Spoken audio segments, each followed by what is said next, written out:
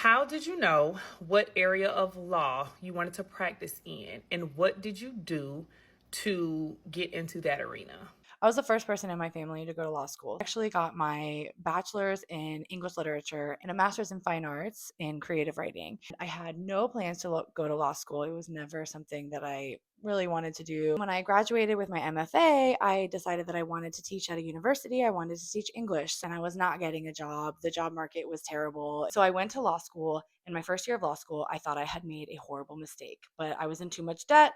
I couldn't get out of it. I had to finish. I had a background in advocacy. I founded a women's center at Boston University when I was an undergrad. I started volunteering at a sexual violence hotline while I was in law school, and I really, really got a lot out of that work. And then my 2L year of law school, I took a domestic violence course. And then in my 3L year, I was a certified legal intern at the domestic violence clinic. It was around this time that I found the public interest section of the law school. And I sort of started to realize there are attorneys that are like minded, and it is public interest. Someone once told me the public interest path is an entrepreneurial path.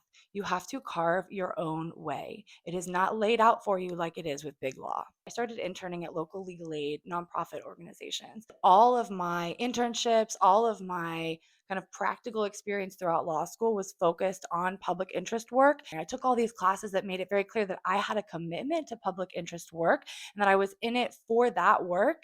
The way I got into the work of working with survivors and focusing on domestic violence and providing trauma responsive empowerment based lawyering is through a legal aid background, which I sort of discovered in law school, finding the public interest group. Find your like minded law students. There are a lot of different lawyers, there are a lot of different law students. Find mentors that are doing what you want to do.